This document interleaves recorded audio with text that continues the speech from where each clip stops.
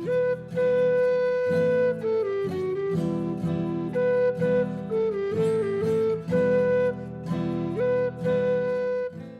guys, good to see you again. It's been, at the time I'm recording this, it's been about 2 weeks since I last recorded a video.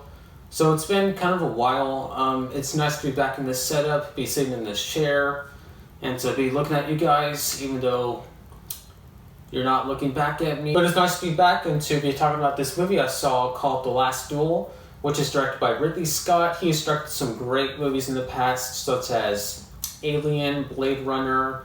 More recently, he did The Martian, which also starred Matt Damon. This movie stars, like I said, Matt Damon, as well as Jodie Comer, Ben Affleck, Adam Driver. And actually, Affleck and Damon were both writers and producers on this movie, which is strange. You know, I wouldn't expect the same guys that did Good Will Hunting to be making a movie like this. Do you like apples? And it's based off of the book from 2004 of the same name written by Eric Yager. This movie takes place in the mid to late 1300s roughly. We follow Sir Jean, played by Matt Damon, and his wife Marguerite, played by Jodie Comer, as well as Jacques, played by Adam Driver, and Pierre, played by Ben Affleck, who are basically just good friends, good buddies. And the movie really just revolves around those four characters primarily. And essentially, the setup for this movie, the way that I would at least set it up, is that Sir Jean and Jacques, whatever, are good friends throughout the movie. You know, they're pals for sure. They have respect and camaraderie with each other. But then Sir Jacques does something to Sir Jean's wife. And after that happens, Jean and Jacques are no longer friends. They're now enemies. And as horrific as that thing was that happens in this movie, I think it's kind of what saves it in a way, and it really propels the story and just makes it infinitely more interesting and compelling than it was at the start. Because I do feel like the movie did get off to a pretty slow start. It has some pacing issues early on. The first act just kind of drags a bit, and it takes a while to really know exactly what this movie is trying to do, what it's trying to go for. But once it did that, once it was evident to me that this is what this movie is doing, I mean, there really wasn't much else that I could complain about with it, honestly. I mean, I love the structure of this movie. How it is separated into chapters, ironically, like a book, and we basically get to see each of the main characters' perspective on this incident that occurs, which the movie does not hold back on at all. They show this take place multiple times, obviously, as it's going through different chapters, and admittedly, it was a little much for me personally. I had to look away a couple of times. It's just very disturbing, and unfortunately, it's also something that happens probably every day, which sucks. But on the other hand, I do also appreciate the fact that the filmmakers were willing to even just take on that topic and not sugarcoat anything about it.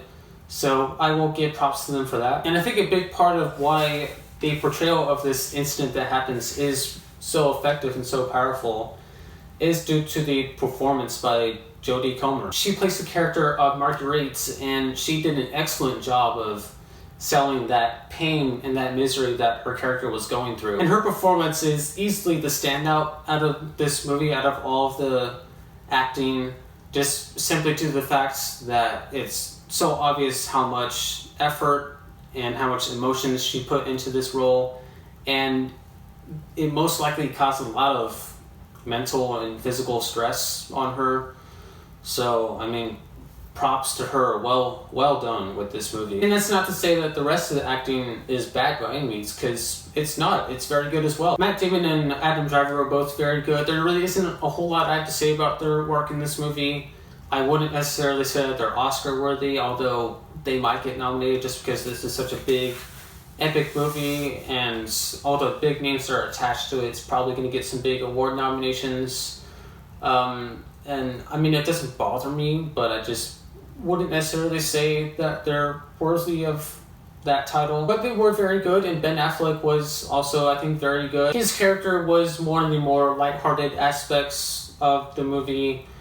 He was a bit of a jokester from time to time. He was kind of flamboyant. And he was also blonde. I never thought I would ever see Ben Affleck. I never thought I would ever And he was also blonde, which is the last thing I would expect to say about a Ben Affleck character in a movie. But yeah, Ben Affleck is blonde in this movie. And it works. It actually works really well. And there are some action scenes in this movie, not a lot, but when they were there, I thought they were fine. Again, not really something that stands out to me, with exception to the duel that takes place, because we all know that there's going to be a duel in this movie. It's not a spoiler. It's literally in the title, so you guys all know that there's going to be a fight in this movie at some point. And when this duel happens, it is very good, very satisfying, and when taking into exception all the stuff that has happened prior to this duel, I found it to be, like I said, very satisfying. My one nitpick with it is that it borderlines on shaky cam a couple of times, which is rarely ever a good thing in movies. Like, unless you're Paul Greengrass or the Russo brothers, just don't do shaky cam, please. And just real quick, for anyone who doesn't know what shaky cam is, I mean, it basically speaks for itself. It's holding the camera and kind of just shaking it for some kind of effect, maybe to make the scene more intense. Not to be confused with handheld cam, where you're just holding it steady, or at least as steady as possible, and you're not intentionally shaking it like with shaky cam. Like I said, this movie doesn't quite get to that level of shaky cam, but it was almost there at a couple of moments,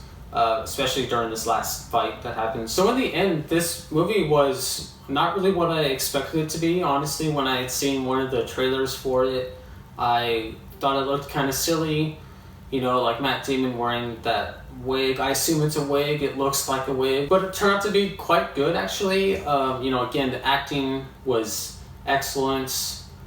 It was able to maintain my attention for the majority of its runtime. This is 2 hours and 33 minutes. I thoroughly enjoyed The Last Duel, and I'm going to give it a B+.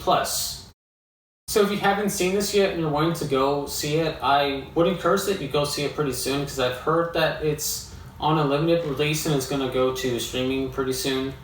So if you want to go out in the theater, don't waste any more time and go out as soon as possible. I think this is one of those movies that is meant to be seen in the theater. And if you have seen this movie, as always, let me know what you think about it in the comments, or what is your favorite Ridley Scott movie? My personal favorite would be Alien. I think that is one of the best fusions of horror and science fiction ever put to film. I'm thinking from now on I'll kind of play along with these questions I asked you guys. Maybe that will encourage you to actually comment something. But yeah, that's all I got for you guys. Thank you for watching if you did make it this far, and I will see you all later. Peace out.